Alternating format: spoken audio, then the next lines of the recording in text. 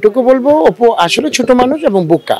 অপু থাক, এটা না না না না না থাক, এইটা থাক, ওইটা বলবো না, ওটা আমি চেপে যাই। আমি না ওইরকম, আমি কাউকে তেলাই না। Yes no very good bye, যদি করতে চাও করো, না করলে নাই। দাদা মাঝখানে আপনি অনেকটা লং টাইম আপনি এইদিকে এসে আপনি গুগলির সঙ্গে কাজ করেছেন, তখনই একটু আলোচনা মানে জন্ম দিয়েছে এই ব্যাপারটা আসলে বিশ্বাসকে রেখে আবার গুগলিকে নিয়ে কাজ শুরু করলেন, মানে একটু জানতে না, বুবলির সাথে আমার অনেক আগেই কাজ হয়েছে, ওর সাথে আমার অনেক কাজ করেছি আমি, যে সেটা হয়তো ফোকাসে আসেনি। আর অপুর সাথে যেটা হয়েছে, আমার মাসে 4-5টা কাজ অপুকে নিয়ে থাকতোই, ঠিক আছে। যেমন লাস্ট কাজটা বুবলিকে নিয়ে করলাম, তখন আমার সাথে যোগাযোগ করলো বিভিন্ন ব্র্যান্ড, আমি তখন সেই ব্র্যান্ডের কাজের জন্য বুবলিকে আমি কনফার্ম করেছি, বুবলিকে নিয়ে কাজ করেছি, দ্যাটস ইট, আর কিছু না। আমার বুবলির সঙ্গে কাজ করার পরে বুবলির সঙ্গে আপনার কথা হয়েছে কিনা, মানে জানতে চাই।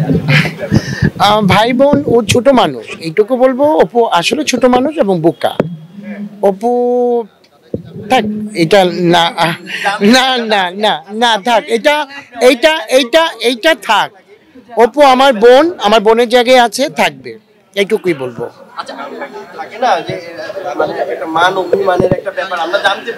ও যে বললাম, ও ছোট মানুষ, ও আসলে বোকা, আসলেই বোকা।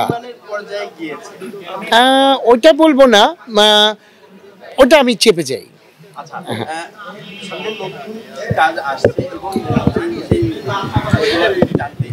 নতুন কাজ তো অনেকই আছে আমার, জানুয়ারিতে বেশ কয়েকটা প্রজেক্ট আছে হাতে, ওগুলো বুকিং অলরেডি হয়ে গেছে।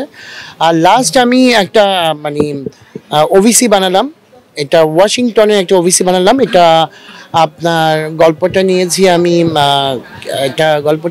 আমি, কি বলে আমাদের, এটা কি গল্প নিয়েছিলাম জানো, হোম কেয়ারের একটা গল্প নিয়ে আমি কাজটা করেছি। এটা ওয়াশিংটনের জন্য বানিয়েছে অফিসিটা, সেই অফিসিতে ছিলেন আমার সাথে আবুল হায়াত আঙ্কেল এবং দিলারা জামান মা এবং শখ। গল্পটা বৃদ্ধাশ্রম কেন্দ্রিক আর কি, আমি ওটা করেছি, লাস্ট করেছি, বেশ সাড়া পাচ্ছি, খুব ভালো একটা কাজ হয়েছে আমার। এটা আমার অনেক বড় পাওয়া যে এটা ওয়াশিংটন থেকে এই কাজটা আসছে আমার কাছে।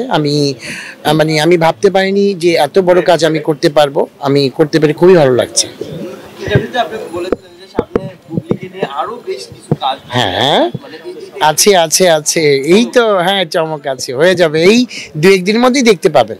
ঠিক আছে, হ্যাঁ, কবে আপনাকে দর্শক দেখতে পারবে অপু বুবলিকে একসাথে, একই সিনেমা, একই কোম্পানি, আপনার কোম্পানি?